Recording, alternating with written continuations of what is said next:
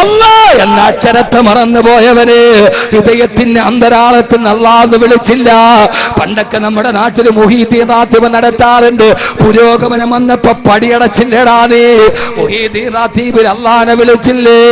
യാ അഹദു യാ സമദു യാ വിത്റു യാ മൗലാ യാ അഹദു യാ സമദു യാ വിത്റു യാ മൗലാ. എത്ര സുഖമുണ്ടായിരുന്നടാ നിന്റെ ഓലമേന വീട്ടിൽ ബറക്കത്തുണ്ടായിരുന്നു. നിന്റെ പരിസര പ്രദേശത്ത് 40 തെങ്ങുണ്ടെങ്കിൽ തെങ്ങിന് തേങ്ങ വെട്ടിയാൽ ഒരു തേങ്ങ എടുത്തിട്ട് അടുപ്പത്ത് വന്ന് അരച്ചിട്ട് വീട്ടിലൊരു മുഹീദ്ദീൻ റാത്തീബ് നടത്തിയപ്പോ ആ 40 തേങ്ങ കൊണ്ടും മകളെയും കെട്ടിച്ചിട്ട് വാപ്പ ഹജ്ജിന് പോയില്ലേ? ഇന്ന് നിനക്ക് അതൊക്കെ വേണ്ടാടായപ്പോ റിയാലുകൾ കിട്ടിയിട്ട് നിന്റെ കടം മാറിയോ? നിന്റെ വീട്ടില് ബറക്കത്തില്ല. പഴയ ഓലപ്പുരയില് ബറക്കത്ത് വന്നിടങ്ങനെയാ? അവിടെ മാസത്തിലൊരിക്കലെങ്കിലും യാ റബ്ബു യാ നൂറു യാ ഹഖു യാ മുബീൻ. ഇത് നാളെ വാക്കവിയെ വിളിക്കാനല്ല, ഇവിടുത്തെ മദ്രസയിലെ മുഅല്ലിമിന് കാശില്ലാന്നിട്ടല്ല, വല്ലാഹി പടച്ചതമ്പുരാനെ തന്നെയാണ് സത്യം. ആദർശത്തിന് വേണ്ടി ആശയം പറയുകയും ആശയത്തിന് വേണ്ടി പണയം വെക്കാതിരിക്കുന്ന എന്റെ ആശയവും എന്റെ ആദർശവുമാണ്. ആദർശത്തെ പറഞ്ഞതാണ് ഞാൻ. ആദർശത്തിന് പിന്നോട്ടില്ല മക്കള്. അത് നാളെ ഒരു മുസ്ലിയാരെ വിളിച്ച് കൈമടക്ക് കൊടുക്കാനല്ല. എടാ പൊന്നുമോനെ, ഇത് നീ എന്ന് പടിയടച്ച് കളഞ്ഞോ? പാതിരാ സമയത്ത് ലൈറ്റ് അടച്ചിട്ട് അല്ലാഹു പടച്ച റബ്ബിലേക്ക് വിരയം പ്രാപിച്ചപ്പോ നട്ടപ്പെടുത്തി കളഞ്ഞില്ല നീ, അല്ലാഹനെ മറന്നില്ല നീ. ബഹുമാനപ്പെട്ട എന്റെ പ്രിയപ്പെട്ട എന്നെ കേൾക്കാനത്തെ കടുവാപ്പള്ളിയിലെ പെങ്ങള് കടൽ കടന്നു വന്ന വിദേശ സംസ്കാരങ്ങള് കടന്നു വരുമ്പോ അള്ളാന്റെ ദീനിനെ വലിച്ചെറിയുമ്പോ ഏറ്റവും വലിയ കോൺക്രീറ്റ് സൗധത്തിൽ നിന്ന് രാജകീയ നൗകയിലേറി പഞ്ചനക്ഷത്ര ഹോട്ടലിന്റെ പിന്നാമ്പുറങ്ങളിൽ സുഖം തേടി അലയുന്ന ഉമ്മ. പണ്ട് നമ്മൾ മഅ്ദരി പറഞ്ഞൊരു ഹദീസ് നമുക്ക് ഓർമ്മയില്ലേ? അല്ലാഹു ആ മനുഷ്യന്റെ മോചനം അല്ലാഹു സ്ഥായിയായി കൊടുക്കട്ടെ. അല്ലാഹുവിന്റെ റസൂല് പറഞ്ഞില്ലേ, എന്റെ പെങ്ങന്മാരോട് ഇത് പറയാതിരിക്കാൻ കഴിയില്ല. സിൻഫാനു മിൻ ഉമ്മത്തി ലമറഹുമാ ഖൗമും മഅഹും സിയാത്തുൻ കഅദിനാബിൽ ബക്കർ റൂസുഹുന്ന കാസിനിമത്തിൽ ബുഖത്തിൽ മായിലാ. 2 വിഭാഗം ആളുകളെ എന്റെ കണ്ണുകൊണ്ട് കാണാതിരിക്കട്ടെ. അതിലൊരാളായ പെണ്ണുങ്ങളാണ്. ഒരു വിഭാഗം പെണ്ണുങ്ങളാണ്. അവരാരാ? അവർ റൂസുഹുന്ന കാസിനിമത്തിൽ ബുഖത്തിൽ മായിലാ. അവരുടെ മുടിക്കെട്ട് കണ്ടാൽ ഒട്ടകത്തിന്റെ പൂഞ്ഞ് പോലെ തോന്നുമെന്ന് പറഞ്ഞ ഇന്ന് മുഴുവൻ മുസ്ലിം പെണ്ണുങ്ങൾ അവരുടെ തലമുടി മുഴുവനും മുകളിലേക്ക് കെട്ടിവെച്ചിട്ട് അതിന്റെ മുകളിലൂടെ മൊത്തയെടുത്തിടലാ പതിവ്. ഏത് കല്യാണത്തിന് പോയാലും ഇന്ന് പെണ്ണിന്റെ ഫാഷനേരാ മുടി മുഴുവനും ബാക്കിൽ കെട്ടിയിട്ട് ആ മുടി മുകളിലേക്ക് കെട്ടിവെക്കുക, എന്നിട്ട് അതിന്റെ മുകളിലൂടെ മൊത്തയിടുക. നോക്കിയാൽ പെണ്ണിന്റെ തലയിൽ വെണ്ണക്കുടം വെച്ചതുപോലൊരു മുട കാണാ. പെണ്ണ് അതാണ് റൂസുഹുന്ന കാസിനിമത്തിൽ ബുഖത്തിൽ മായിലാ. നീ തലമറച്ചിട്ടുണ്ടെങ്കിലും വല്ലാഹി പടച്ചറപ്പിനെ തന്നെയാണ് സത്യം. ആ മുടി മുകളിലേക്ക് കെട്ടിവെച്ചിട്ട് വെച്ചാൽ അത് പടച്ചറപ്പിന്റെ ഹബീബായ മുത്തിനിട്ടമില്ലാത്തതാ. എല്ലാ സംസ്കാരവും പഠിച്ച മുസ്ലിമേ, ഇന്ന് പെണ്ണിനൊരു വസ്ത്രമുണ്ട്, ലെഗിൻസ്. അത് കാലിലോട്ട് കയറ്റിയിട്ടാൽ അത് പിന്നീട് ബലൂൺ പോലെ ഇറുകി പിടിച്ചു കിടക്കും. ലെഗിൻസ് ഹറാമാ, ലെഗിൻസ് ഉപയോഗിക്കൽ ഹറാമാ. അത് പെണ്ണിന്റെ ശരീരത്തിന്റെ വസ്ത്രത്തിന്റെ അത് ഇഴുകി പിടിച്ചു കിടക്കുന്ന വസ്ത്രമാണ്. ഒരു കൊടല് പോലെയുള്ളൊരു പാന്റ് പെണ്ണിങ്ങനെ വലിച്ചു കയറ്റിയിടും. ഇന്ന് കോളേജിൽ പഠിക്കുന്ന പെണ്ണിന്റെ വസ്ത്രവും അതാ ലെഗിൻസ് ഹറാമാ. മോളെ, വിദേശ സംസ്കാരത്തെ നീ അങ്ങ് കെട്ടിപ്പിടിച്ചപ്പോ നിനക്കറിയോ, ബഹുമാനപ്പെട്ട ബീവി സയ്യിദത്തുനാ ആയിഷ റളിയല്ലാഹു തആല അൻഹാ, ആയിഷ ബീവിക്കെതിരെ അപവാദം പറഞ്ഞു വരുത്തി സഫ്വാൻ റളിയല്ലാഹു തആല അൻഹുവിനെ കൂട്ടിച്ചേർത്തിട്ട് ഇസ്ലാമിക ലോകം ആയിഷക്കെതിരെ അപവാദം പറയുമ്പോ അല്ലാഹുവിന്റെ റസൂൽ വന്നിട്ട് പറഞ്ഞു, ആയിഷ നീ നിന്റെ വീട്ടിലേക്ക് പോയിക്കൊള്ളുക. സംഭവം നിങ്ങൾക്കൊക്കെ അറിയാം. അല്ലാഹുവിന്റെ റസൂൽ പോലും വിശ്വസിക്കുന്ന അവസ്ഥയെത്തി. ഭർത്താവ് ഭാര്യ വീട്ടിലാക്കി പൊട്ടിക്കരഞ്ഞുകൊണ്ട് തന്റെ വീട്ടിലേക്ക് കടന്നിട്ടുണ്ട്. ഉപ്പാ ഉപ്പാ, അല്ലാഹുവിന്റെ റസൂൽ എന്നെ വീട്ടിലേക്ക് പറഞ്ഞു വിട്ടു. അബൂബക്കർ റളിയല്ലാഹു അൻഹു ചോദിച്ചു, ആയിഷ നീയല്ലേ തെറ്റുകാരി? കൂട്ടുകാരി അല്ലാഹുവിന്റെ റസൂലിനെ വേദനിപ്പിച്ചുവല്ലോ. അവസാനം ഉമ്മുറുമാന്റെ അടുക്കലെത്തി. ഒരു പെണ്ണിന്റെ ഏക അവലംബം ഉമ്മയാ. ഉമ്മ പറഞ്ഞു, മോളെ നീയാണ് തെറ്റുകാരി. എല്ലാവരും കൈയൊടിഞ്ഞു. ഭർത്താവ് വീട്ടിലേക്ക് പറന്നു വിട്ടു. വാപ്പാട്ടി ഓടിച്ചു. ഉമ്മ പോലും സാന്ത്വനം നൽകിയില്ല. എന്റെ പ്രിയപ്പെട്ട പെങ്ങള്, നിരാലംബയായ ആയിഷ റളിയല്ലാഹു അൻഹ തന്റെ വീട്ടില് അപവാദത്തിന്റെ ചൂളയിൽ കിടന്ന് ഹൃദയം പടയുകയാ. മുഴുവനും നിറം പിടിപ്പിച്ച കഥകളാ. ആയിഷ ബീവിയെ കുറിച്ച് അപവാദമാണ്. ആയിഷ ഒറ്റയാണ്, ആയിഷ ഏകയാണ്, ആയിഷയ്ക്ക് സാന്ത്വനിപ്പിക്കാൻ ആരുമില്ല. പൊട്ടിക്കരഞ്ഞ് വീട്ടില് ഹൃദയം നീറിപ്പുകയവേ.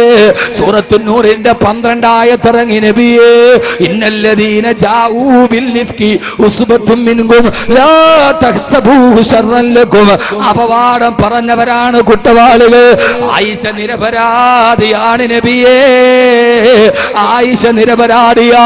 അല്ലാഹുവിന്റെ റസൂൽ ഓടി വീട്ടിലേക്ക്. കൂട്ടുകാരികൾ ഓടി വന്നു. അല്ലാഹുവിന്റെ റസൂലിനെ കണ്ടപ്പോ കെട്ടിപ്പിടിച്ചുകൊണ്ട് പറഞ്ഞു, ആയിഷ നീ നിരപരാധിയാണെന്ന് ഖുർആന്റെ ആയത്തിറങ്ങി. ആയിഷ പൊട്ടിക്കരഞ്ഞു പോയി. ആയിഷ ബീവി റളിയല്ലാഹു അൻഹ. മറുഭാഗത്ത് നിന്ന് കൂട്ടുകാരികൾ ഓടി വന്നു. ആയിഷ, അല്ലാഹു നിനക്ക് വേണ്ടി ആയത്തിറക്കി. ആയിഷ ആ സമയത്താണ് പൊട്ടിക്കരഞ്ഞുകൊണ്ട് ആയിഷ ബീവി റളിയല്ലാഹു അൻഹ മറുപടി പറഞ്ഞത്. എങ്ങനെയാണ് എന്റെ പേരിൽ ആയത്തിറങ്ങാതിരിക്കുക?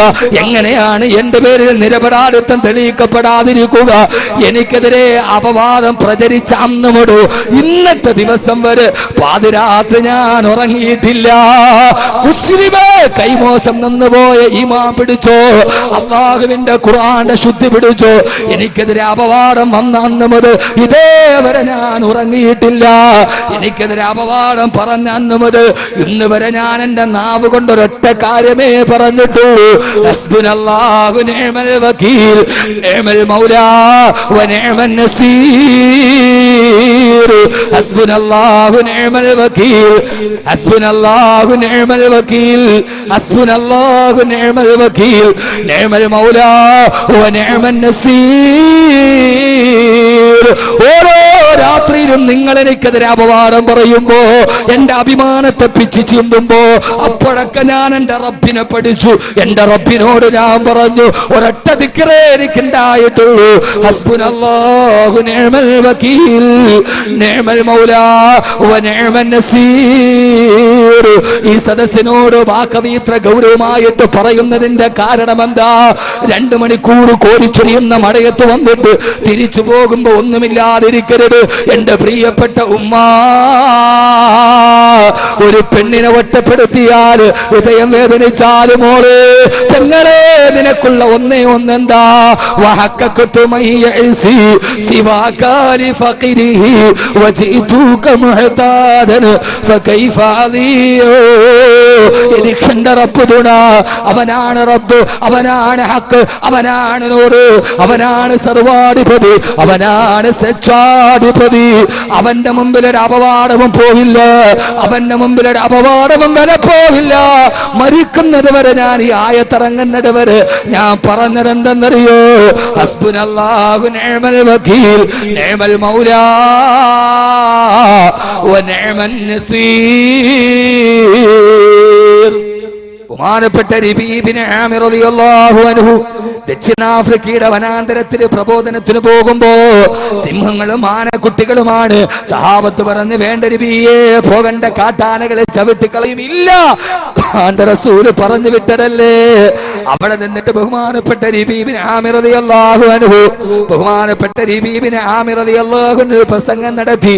വന്യജീവികളോടാണ് പ്രസംഗം. ആനക്കൊമ്പന്മാരെ, വന്യമൃഗങ്ങളെ, അനഅസ്ഹാബു റസൂലില്ലാഹ്, ഞാൻ ഹബീബായ നബിയുടെ അനുയായിയാണ്.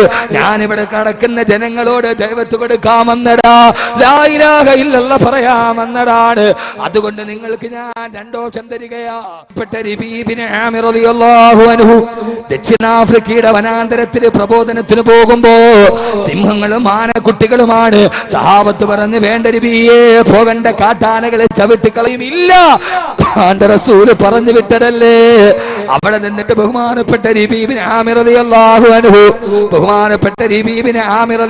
അൻഹു പ്രസംഗം നടത്തി. വന്യജീവികളോടാണ് പ്രസംഗം. മാനക്കൊമ്പന്മാരെ, വന്യമൃഗങ്ങളെ, അസ്ഹാബു റസൂലില്ലാഹ്, ഞാൻ ഹബീബായ നബിയുടെ അനുയായിയാണ്. ഞാൻ ഇവിടെ കടക്കുന്ന ജനങ്ങളോട് ദൈവത്ത് കൊടുക്കാമെന്നടാ, ലാ ഇലാഹ ഇല്ലല്ലാഹ് പറയാമെന്നതാണ്. അതുകൊണ്ട് നിങ്ങൾക്ക് ഞാൻ രണ്ടോഷം തരികയാ.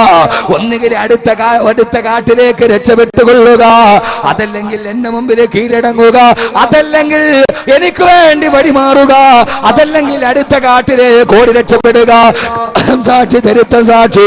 പറയേണ്ട താമസം, പ്രസവിച്ച് കിടക്കുന്ന പുലിക്കുട്ടികൾ, പ്രസവിച്ച് കിടക്കുന്ന സിംഹക്കുട്ടികൾ അവരുടെ കുഞ്ഞിനെയും വായിൽ കടിച്ചെടുത്തിട്ട് വനാന്തരത്തിലൂടെ ഓടി രക്ഷപ്പെടുകയാ. കറുത്ത വർഗക്കാരിത് കാണുമ്പോ പുലിക്കുട്ടികളും സിംഹക്കുട്ടികളും കുഞ്ഞുങ്ങളെ കടിച്ചെടുത്തുകൊണ്ട് ഓടുന്നത് കണ്ടപ്പോ അവര് വന്ന് നോക്കുമ്പോ കാണുന്നിടണ്ട കൊലകൊമ്പന്മാരുടെ മുമ്പ് അള്ളാന്റെ ദീൻ പറയുന്ന രബീബിൻ ആമിർ റളിയല്ലാഹു അൻഹു അള്ളാനെ കുറിച്ച് പഠിച്ചപ്പോ കൊലകൊമ്പന്മാര് മുഴുവനും മുട്ടുകുത്തിയെങ്കിൽ ആ പാഠം പഠിച്ചപ്പോഴാണ് 12 വർഷങ്ങളായി വൈദ്യുതി ഇല്ലാതെ, വെള്ളമില്ലാതെ, ഉപരോധത്തിൽ പെട്ട് കിടക്കുന്ന 2.5 കിലോമീറ്റർ പോലും വിസ്തൃതമില്ലാത്ത ഫലസ്തീനിലെ ഗസയിലെ ഭക്ഷണമില്ലാത്ത, വെള്ളമില്ലാത്ത ഫലസ്തീനിലെ ഗസയിലെ ഹമാസിന്റെ പോരാളികള് ലോകത്തിലെ 3ാമത്തെ സൈനിക രാഷ്ട്രമായ ഇസ്രയേലിന്റെ വിമാനവേദ പീരങ്കികള് തീതൊട്ടുമ്പോ കരിങ്കല്ല് കൊണ്ടും വിരിമാറുകൊണ്ടും തിരിച്ചേക്കാൻ കഴിഞ്ഞെങ്കിൽ പൊന്നുമോനെ ബെഞ്ചമിൻ നെതന്യാഹു വെടിനിർത്തലിന് കരാറൊപ്പിടാൻ കാരണം എന്താ? ഹമാസിന്റെ പോരാളികളുടെ കയ്യിൽ റോക്കറ്റ് ഇല്ല, അവരുടെ കയ്യിൽ ബോംബില്ല. കല്ലും കവണയും വെച്ചിട്ട് ഇന്തിഫാദയിലൂടെ ചെറുത്തു നിന്നപ്പോ അവർക്ക് കിട്ടിയ ഊർജം എവിടെയെന്നറിയോ? അവരാരെന്നറിയോ? ഞാൻ കഴിഞ്ഞ പ്രാവശ്യം ഈജിപ്തിൽ പോയപ്പോ 3 പ്രാവശ്യം ഞാൻ ആ നാട് കണ്ടവനാണ്. ബോംബിട്ട് നടന്ന നാട് ഞാൻ കണ്ടവനാണ്. തകർന്നടിഞ്ഞ ഗസ ഞാൻ കണ്ടടാണ്. തകർന്നടിഞ്ഞ വെസ്റ്റ് ബാങ്കിന്റെ കണ്ണുകൊണ്ട് കണ്ടടാ. 9 വയസ്സുള്ള കുട്ടി സ്കൂളിലേക്ക് പോവുകയാണ്. ഞാൻ അവന്റെ ചേർത്ത് പിടിച്ചിട്ട് ചോദിച്ചു, മോനെ നിന്റെ പേരെന്താ? അവൻ പറഞ്ഞു, അൽ-ഇഅ്തിസാമു ബില്ലാഹ്. എന്റെ പേര് അൽ-ഇഅ്തിസാമു ബില്ലാഹ്. പടച്ചറപ്പിന് വേണ്ടി മുറുകെ പിടിച്ചവന് അവിടുത്തെ പേര് തന്നെ എങ്ങനെയാ? ഞാൻ ചോദിച്ചു, മോനെ നിന്റെ വാപ്പ എവിടെ? ഫലസ്തീനിലെ 9 വയസ്സുകാരൻ ആകാശത്ത് കൈവെത്തിയിട്ട് പറഞ്ഞു, ഇലാ റഹ്മത്തില്ലാഹ്. എന്റെ വാപ്പ പടച്ചറപ്പിന്റെ സ്വർഗത്തിൽ പോയി. ഞാൻ ചോദിച്ചു, മോനെ നിന്റെ ഉമ്മ എവിടെ? എന്റെ ഉമ്മ ഇലാ ജന്നാത്തിൽ ഫിർദൗസിൽ അലാ. എന്റെ ഉമ്മ സ്വർഗത്തിലിരുന്നിട്ട് എന്നെ കാണുന്നുണ്ട്. എന്റെ കണ്ണ് നിറഞ്ഞു പോയി. നമ്മുടെ കുട്ടികൾക്ക് പറ്റുമോ? വ്യഭിചാരം പഠിപ്പിക്കുന്ന എന്റെ വാപ്പക്കും ഉമ്മക്കും തണുപ്പുള്ള രാത്രിയിൽ ഒരു തമാശ തോന്നിയപ്പോ തമാശയുടെ ഫലമായിട്ടാണ് ഞാൻ ജനിച്ചതെന്ന് പറഞ്ഞ സാഹിത്യകാരൻ എഴുതി വെച്ച സാഹിത്യം പഠിപ്പിക്കുന്ന നമ്മുടെ മക്കൾക്ക് ഇത് പറയാൻ പറ്റുമോ? വാപ്പ കബറിൽ പോയി എന്ന് പറയോ? അവര് പഠിച്ചതല്ലാതെയാണ്. ഹമാസിന്റെ ഫലസ്തീന്റെ കുട്ടികൾ കണ്ടതല്ലാന്റെ കുതിരത്താണ്. അവര് ബൈത്തുൽ മുഖദ്ദസിന്റെ പ്രാന്തപ്രദേശത്ത് ജനിച്ചവരാ. അവർ ഇബ്രാഹിം നബിയുടെ കബറ് കണ്ടവരാ.